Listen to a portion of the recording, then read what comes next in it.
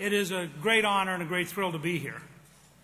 ALEC has done many, many things that have been very important to move America towards more rational, more conservative, more affordable, and more effective government. And many of your alumni are now either in governorships or in the Congress. And you might on occasion remind them of all the principles that they learned here at ALEC. I also want to thank Novartis and Brian Goff for today's lunch and for their commitment to better health outcomes for more Americans and, frankly, for people around the world. I think it's very important to remember that many of us are in this room today because of breakthroughs in the last 50 years that have enabled us to survive conditions, diseases, and events that in an earlier time would have killed us. And that we stand at the edge of a revolution in science and technology, and in particular a revolution in the life sciences, which could extend life dramatically, extend independent living dramatically, have a remarkable effect on our budgets. For example, at the Center for Health Transformation, we have a project on Alzheimer's. We believe if we could get the right breakthroughs in Alzheimer's, we would save an enormous amount of pain to millions of Americans and their families. And we would save for the federal government something on the order of $20 trillion over the lifespan of the baby boom generation.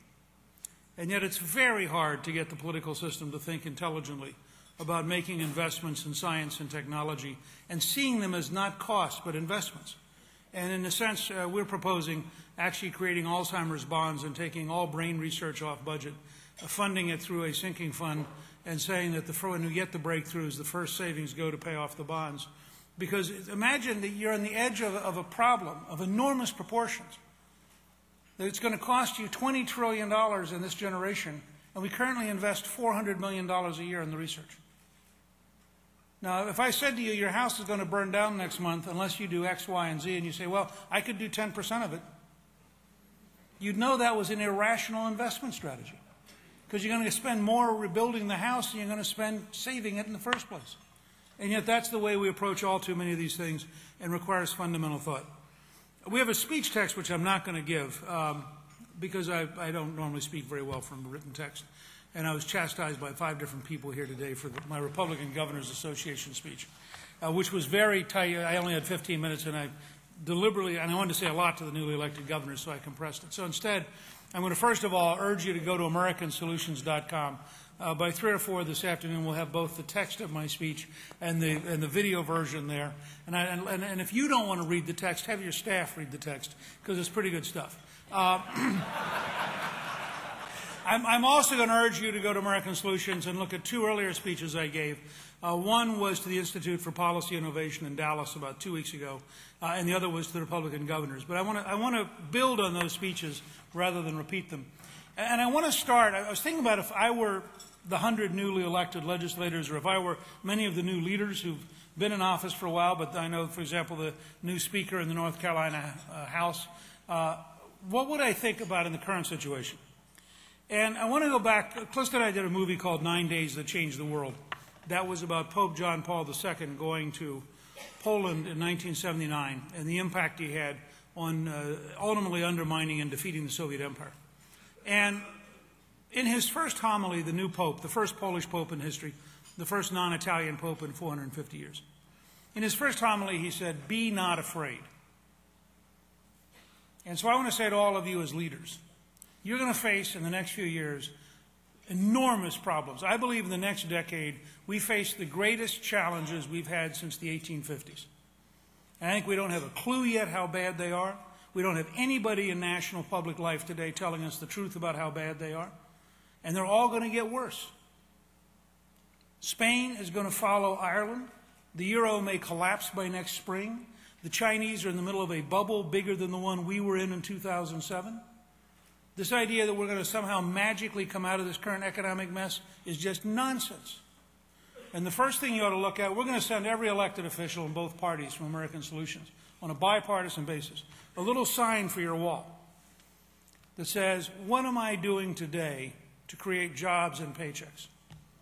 Because until we fix that, we're nowhere. America only works when Americans are working, and we have no leadership in this country today prepared to tell the truth. And that's how big the problem is. We have got great governors. Let me be clear. I'm not dissing anybody. I happen to think, for example, that Governor Chris Christie is the model for a large urban state of a guy with total courage who has gone straight at it and told the truth and had some people get pretty upset because he told the truth. And they should have been upset because he's telling the truth about them.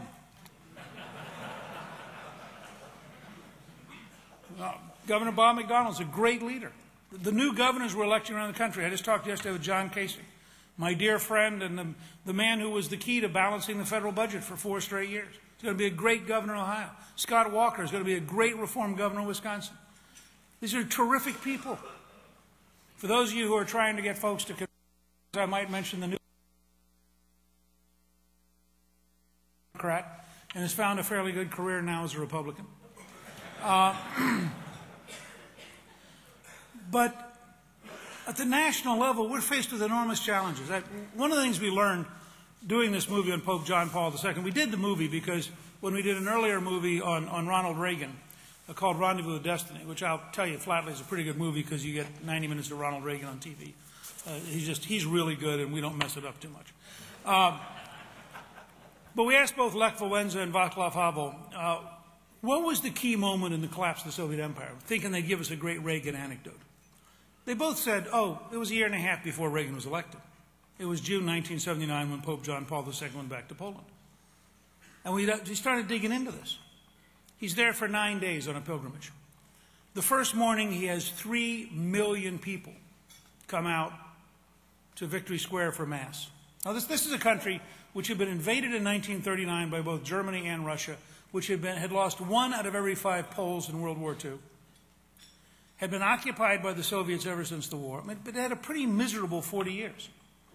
And here, for the first time, are 3 million people in a square staring at each other, proud of their new Polish Pope, and happy in some ways for the first time in 40 years. The Pope says, you know, let God come down and bless this land, using a phrase that could mean either land or Poland. And they begin applauding, and they applaud for 14 straight minutes because they're so thrilled to be with each other. They're so thrilled to have a religion that they're publicly recognizing. They're so thrilled. And we have several people in our movie who say they looked at each other and they suddenly realized there are more of us than there are of the government. So why are we afraid of them? And that began a 10-year struggle. June 2, 1979, the Pope arrives. June 4, 1989, the first free elections in the Soviet Empire in Poland. 5 months later, the Berlin Wall falls. And we do all this in a movie called 9 Days That Changed the World. Now, as we went back and started studying this. This is a 10-year struggle. Now, I know it's hard for you to believe. This is a government so alien that it would not allow children to pray in school. This is a government so oppressive that it was tearing down crosses. I know these things are hard to imagine. This was a country where it was easier to be an atheist than a practicing Christian in a newsroom or on some university faculties. And yet the country was overwhelmingly not communist. First of all, there are more of us than there are of the elite who dominated us for the last 40 years.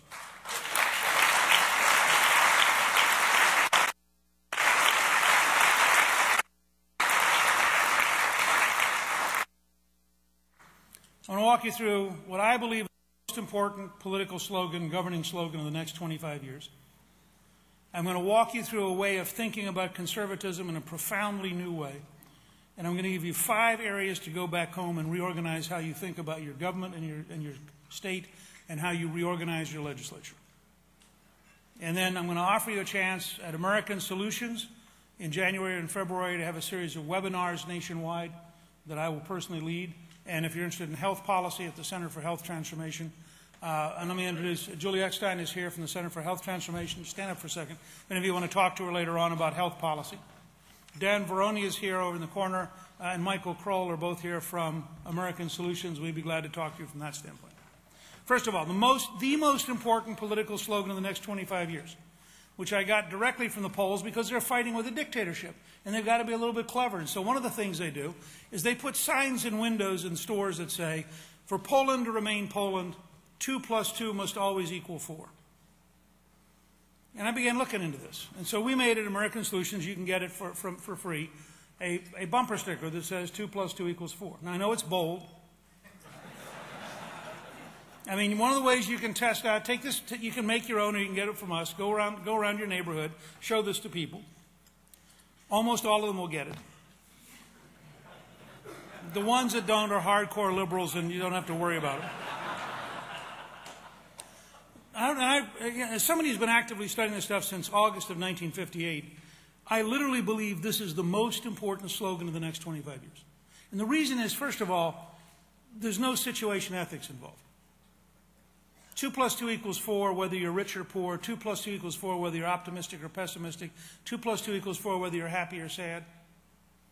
If the Supreme Court next week ruled that 2 plus 2 equaled 5, we'd know they were nuts. We wouldn't say, oh gosh, I guess we better rethink our math.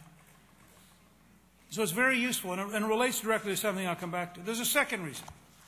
Camus wrote in The Plague, there are times when a man can be killed for saying 2 plus 2 equals 4 because the authorities can't stand the truth. And I believe that applies to the United States today dramatically. It applies in health care, where this administration is committed to lying about the impact of Obamacare. It applies in the economy. It applies in dealing with foreign terrorists. Again and again, if you tell the truth, you are smeared in the New York Times, insulted on CBS News, and attacked by the administration. And I think it's time that we have the courage to tell the truth, and it's time we have the courage to act on the truth.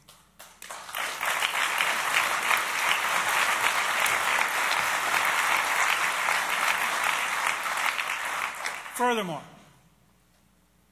George Orwell wrote in 1984, and it's very important to remember, Orwell is a left-wing intellectual who comes to the conclusion that democracies which create centralized bureaucracies will create dictatorships. He's essentially, in fiction, saying the same thing that Hayek is saying in The Road to Serfdom. And Orwell pointed out when his book came out, 1984 does not take place in Moscow. 1984 takes place in London, because he believed the British socialist government would lead to dictatorship. Some of you might think of the EPA as a starting point for this. Or the recent totally idiotic ruling of the Federal Highway Administration that every street sign in America needed to be replaced, or every traffic sign in America. Something which they estimated would cost the city of Milwaukee alone $2 million. I mean, it took a truly idiotic bureaucrat sitting in a left-wing administration in Washington, D.C., out of total touch with reality to come up with a rule this stupid. And yet, they have theoretically the power to impose stupidity. And so Orwell writes 1984. In 1984, the state torturer says to the innocent citizen he's torturing, if the state tells you 2 plus 2 equals 5, it equals 5. If the state tells you 2 plus 2 equals 3, it equals 3. And the citizen's thinking, but what if it really does equal 4? But he's so tired of being tortured, he kind of quits arguing. Now let me give you an American policy example of 2 plus 2 equals 4. And you'll understand how this applies to every aspect of American public policy. It's very simple. I'm going to give you half a sentence. I want you to give me the second half. If you can't afford to buy a house. Laughter does not count as an answer. Come on, let me try one more time. If you can't afford to buy a house. All right? Now, I'm curious, how many of you agree if you can't afford to buy a house, don't buy it? Raise your hand. Okay. Does anybody here disagree? I'm just curious. I'm just curious. Anybody disagree? I want you to think what you just did. You just unanimously said the government of the United States for the last 30 years has lied. The policy of the United States government is if you can't afford to buy a house, we're going to waive your credit. If you can't afford to buy a house, we'll not only waive your credit, we'll waive the down payment. If you can't afford to buy a house, we'll not only waive the credit and the down payment, we won't make you pay any principal for the first 3 years. And by George, if that isn't good enough, we'll give you a subsidized interest rate. What do we discover? First time your roof leaked, the first time your electricity went bad, the first time your plumbing had to be fixed, the first time an appliance got broke. You couldn't afford to buy the house. Now, you do that to one family, it's a personal tragedy. You do it to millions of families, you have a national crisis. But have you heard any of our major leaders say to you, we are in the middle of a cultural crisis as a result of which there are economic problems? We're not in the middle of an economic problem. We're in the middle of a cultural problem. We've insisted on lying to ourselves as official national policy. The Detroit school system, by the way, works perfectly. We just misunderstand its design. The purpose of the Detroit school system is to pay the teachers union, and it does a brilliant job. They get paid every month. LA Unified for a little while had a computer problem, so they couldn't even do that well. But if you start and you measure that the purpose of large public school systems dominated by unions and bureaucracies is to pay the people who work there, they're almost all of them terrific. Now, if you want education to occur, that's a different problem, but that's not the conversation. You see, we're having the wrong conversation. And if you want education to occur, which, by the way, you had better be in favor of dramatically, because we're now in a worldwide competition with China and India. The average Chinese and Indian student does 3 hours of homework a night. We do an hour a week. I don't care how smart you think we are. A 15-to-1 ratio is unsustainable. These are real challenges. So now let me talk a little bit more about the equivalent of 2 + 2 = 4, which is just telling the truth.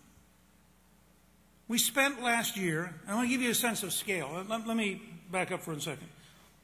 In addition to the term 2 + 2 = 4, the most important, every public policy, it gets you into truth, not into theory. I'll change the nature of conservatism. We have had a rejection conservatism since Barry Goldwater. And it's been very successful at times. We defeated George McGovern by a huge margin. We defeated Jimmy Carter in 1980 by the same margin. He carried the same number of states as Herbert Hoover in 1932.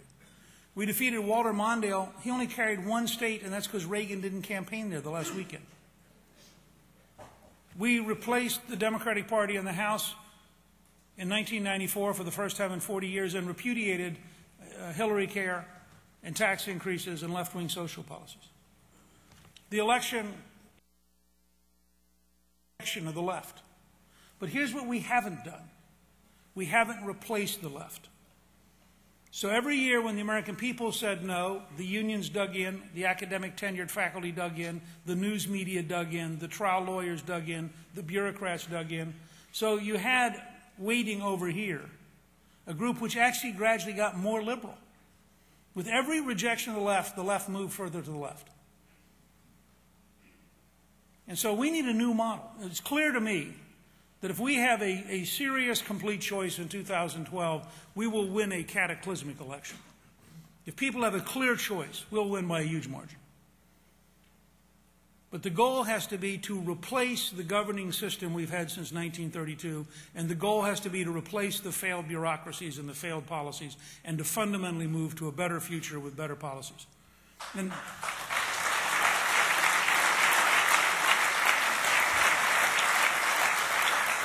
I just want to give you a couple of quick examples. First of all, every one of you should really take seriously this issue of paychecks and jobs. America only works when Americans are working. We need to reassert the work ethic, reestablish the work ethic. Every state in the country should visit Austin. 85% of the private sector jobs in the United States in the last 4 years were created in Texas. Now, every liberal in the country wants to worry about Sacramento, Detroit, and Albany. Those are case studies in failure. What we ought to look at is, why is it that Texas has created that many jobs? And much as I admire Rick Perry, it ain't his personality.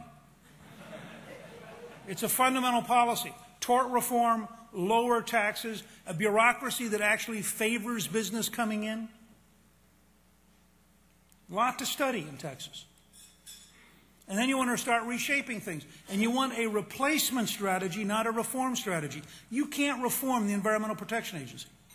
The Environmental Protection Agency has now spent 40 years recruiting people whose primary job is to destroy American business and destroy local government in favor of a centralized dictatorship of environmental extremism.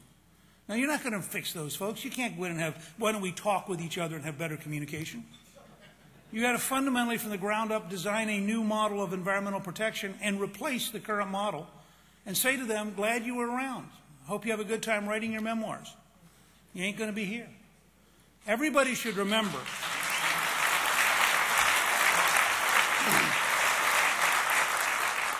when I say be not afraid, everyone should remember the Judicial Reform Act of 1802.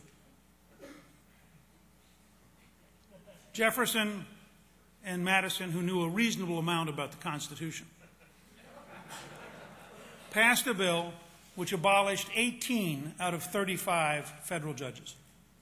Didn't impeach them, just said your office no longer exists, your salary is no longer paid, you can no longer hold court. Several of the 18 tried to go to court to sue on the grounds that it was unconstitutional, and the remaining 17 judges said, "Are you nuts?"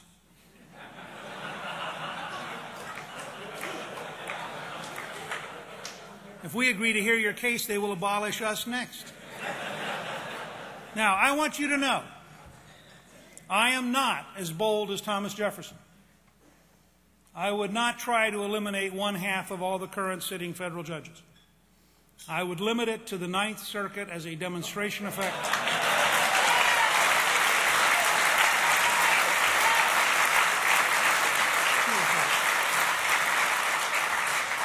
But here's what I mean by be not afraid.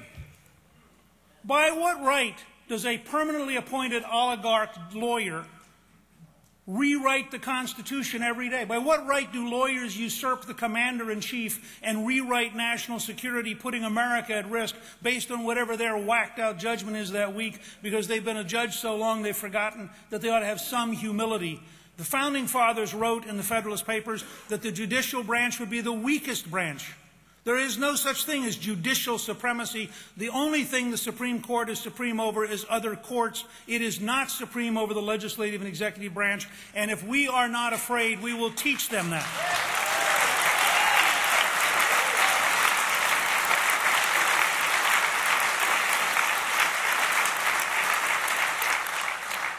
Let me give you a second example. I'm going to go to meddling here. Let me say in passing, by the way, I'm for the 10th Amendment getting power back to the states, but then I'm for the states getting power back to the people. So I don't necessarily want it to stop in Richmond or stop in Raleigh or stop in Des Moines. I want us to figure out, let's get it back to the local government. Then I want to say to the local government, how much of that could be done by volunteers? And let's get back to an America that's largely volunteeristic and local, not an America that's run by bureaucrats from one central imperial capital. Fundamental change. I don't particularly want 50 state imperial capitals either. But let me give you an example that's meddling. I would love to urge every one of you to go back home and take the following 2 + 2 = 4 example. In 2009, we spent, between the state and federal governments, $134 billion on unemployment compensation and got nothing for it. Now, why don't we make that a human capital investment program and require that every person who gets compensation has to take courses that make them more employable, not courses on random interesting things they've always thought they'd like to learn, but courses that relate directly to their employment capacity in the economy, so that, I mean, if you had the last 10 years of unemployment compensation as a worker training program, we'd be a lot closer to competing with China and India. We'd have a lot more people with skills that enabled us to compete anywhere in the world. Remember, Germany is a high-cost manufacturing country with the lowest unemployment rate in 18 years and is the second greatest exporter in the world after China. Because the Germans get up every morning and say, what am I going to do to create jobs? What am I going to do to sell worldwide? What am I going to do to retrain my workforce? What am I going to do to encourage capital investment? And they're a very high-cost country. So people say, well, we can't compete with low-cost countries. Fine. Let's just compete with Germany. I'd like to get to the lowest unemployment level in 18 years and be the largest exporter in the world. There's no reason we can't do that, but you can't do it in the current system. So it requires the courage to make real change. One last example. The heart of all this, and one of the things the President understands least, is the concept of American exceptionalism. The President was asked last year in Strasbourg, France, what did he think of American exceptionalism? He said, well, I think we're exceptional, but I'm sure the British think they're exceptional and the Greeks think they're exceptional. It's a sign he didn't have a clue what the question was. American exceptionalism comes from the Declaration of Independence. And from the fact, it goes back to 2 + 2 = 4. The opening part of the Declaration. we hold these truths to be self-evident. The Founding Fathers didn't think they were dealing in theory, ideology, abstraction. They thought they were dealing in truth. That we are all created equal, and that we are endowed by our Creator with certain unalienable rights, among which are life, liberty, and the pursuit of happiness. First of all, that means the reason we're exceptional is we're the only nation in history that says power comes from God to each one of you personally. You are personally sovereign. And you loan power to the state. The state never loans power to you. And that's why we're so fundamentally different from the Europeans.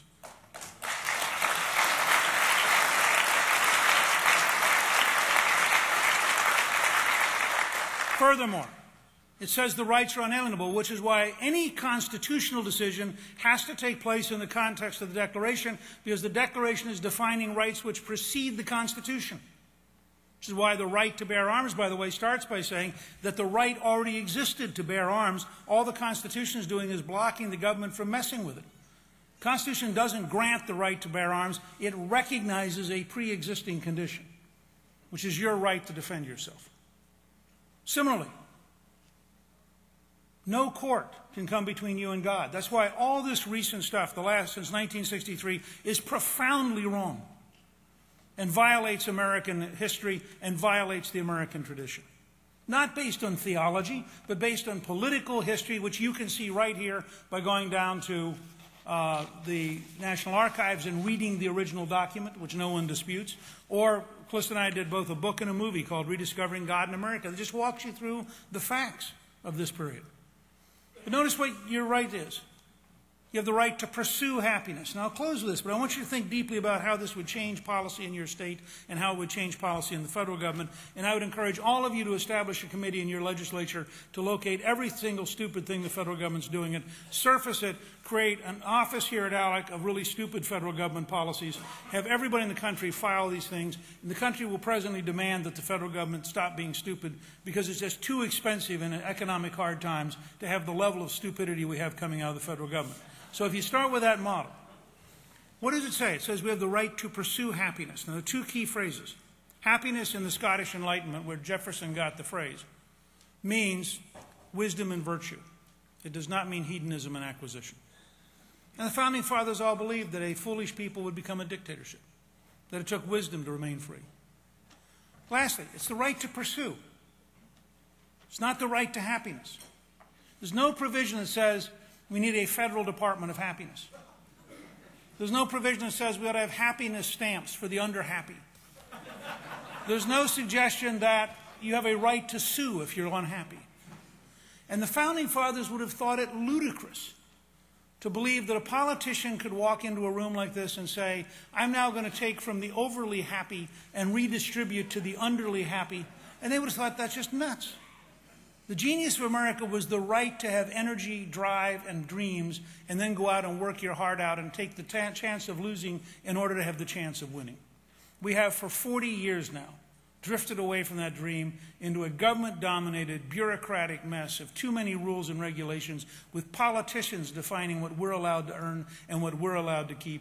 The time has come to take this country back, and each of you ought to go back home and require that from K through 12, and once a year in every publicly funded Votech school, junior college, or community college, and university, that every student encounter the Declaration of Independence and learn about what it means every single year to drive home that American exceptionalism is actually the definition of being American.